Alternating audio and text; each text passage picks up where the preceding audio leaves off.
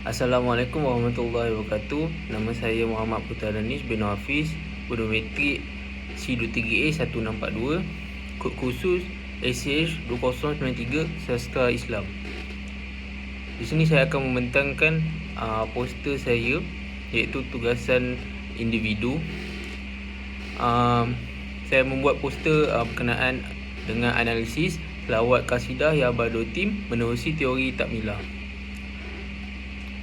Selawat Ya Badruddin merupakan sebuah kasidah yang mengandungi pujian dan penghormatan terhadap Nabi Muhammad SAW. Selawat ini juga sering diperdengarkan dalam majlis keagamaan seperti sambutan Maulidur Rasul, majlis selawat dan program-program yang mengandungi kerohanian Islam.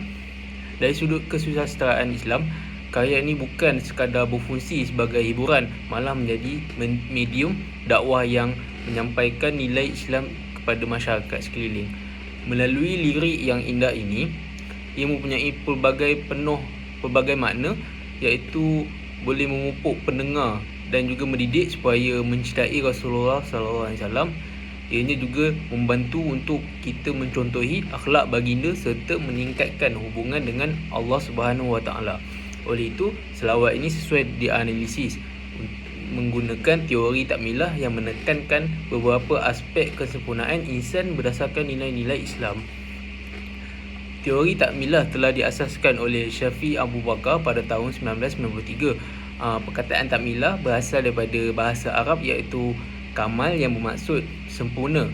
Secara umumnya teori ini menegaskan bahawa karya sastra Islam perlu membawa manusia ke arah kesempurnaan rohani, akhlak dan keimanan.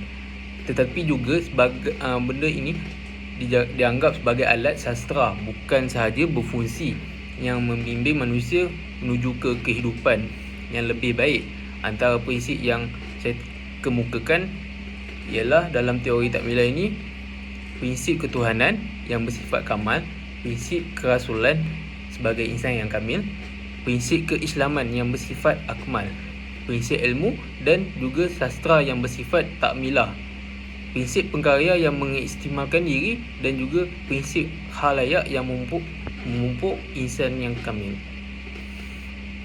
Prinsip pertama yang dapat dilihat dalam selawat Ya Badruddin ini ialah prinsip kerasulan sebagai insan kamil. Hal ini dapat diperhatikan melalui lirik Bismillahirrahmanirrahim. Ya Badruddin, Ya Badruddin, min hazakul lakamali. Dalam lirik ini, Nabi Muhammad SAW diibaratkan sebagai bulan purnama yang memiliki segala bentuk kesempurnaan. Simbol bulan purnama dipilih kerana bulan sering dikaitkan dengan keindahan alam, cahaya dan kemuliaan. Dari selain itu, penggunaan simbol ini menggambarkan bahawa Rasulullah SAW merupakan insan yang paling sempurna dari segi akhlak, kepribadian dan kepimpinan. Frasa kulla kama Ali yang bermaksud segala kesempurnaan menunjukkan bahawa baginda memiliki segala sifat terpuji yang menjadi contoh pada seluruh umat manusia.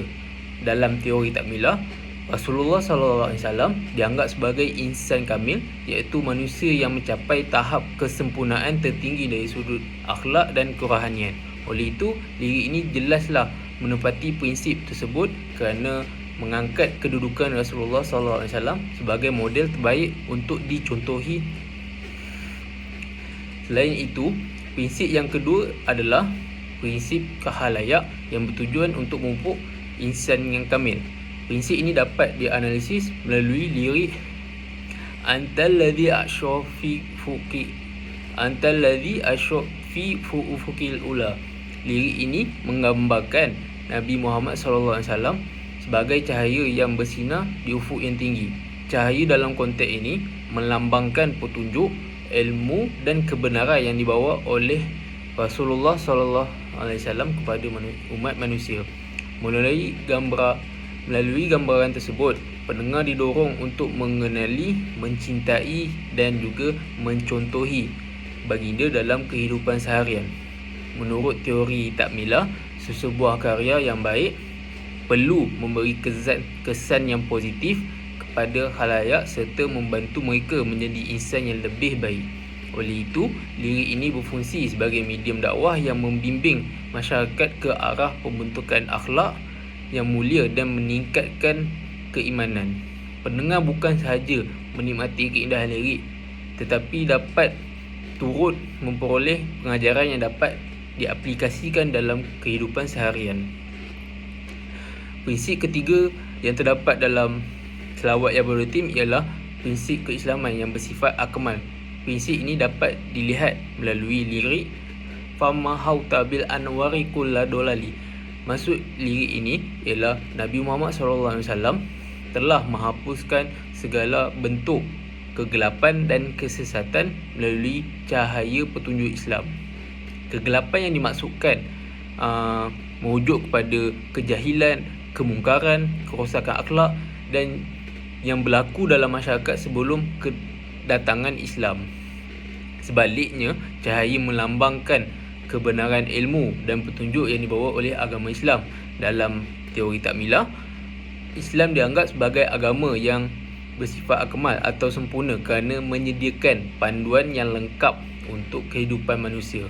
Rasulullah SAW telah berjaya mengubah masyarakat Arab yang hidup pada zaman jahiliyah itu kepada masyarakat yang berteraskan iman, ilmu dan nilai kemanusiaan. Transformasi ini menunjukkan bahawa Islam merupakan sistem kehidupan yang mampu membawa manusia ke kesejahteraan dan kesempurnaan. Jika dikaitkan dengan konteks semasa, mesej yang terkandung dalam selawat ya Ibrahim ini masih sangat relevan. Pada masa kini, masyarakat berhadapan dengan pelbagai cabaran seperti keruntuhan akhlak, penyalahgunaan media sosial, buli cyber dan penyebaran berita palsu dan pengaruh budaya negatif. Dalam menghadapi cabaran tersebut, umat Islam perlulah kembali kepada ajaran Rasulullah SAW sebagai panduan hidup. Cahaya yang disebut dalam lirik selawat ini boleh difahami sebagai simbol petunjuk Islam yang mampu membimbing manusia keluar daripada pelbagai bentuk kesesatan moden. Oleh itu, karya Ibrahim ini memainkan peranan sangat penting dalam menyampaikan mesej dakwah pada masyarakat secara lembut dan berkesan.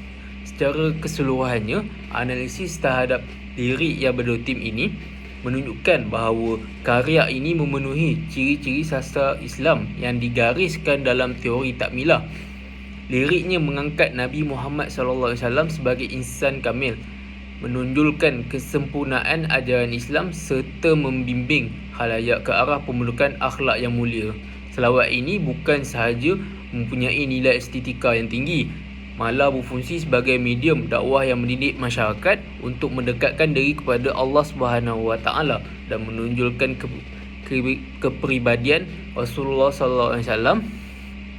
Oleh itu, Ibrahim dapat dianggap sebagai sebuah karya sastra Islam yang berjaya menggabungkan unsur keindahan alam dengan mesej keagamaan yang mampu membentuk insan yang lebih baik. Sekian daripada saya. Terima kasih dan Assalamualaikum.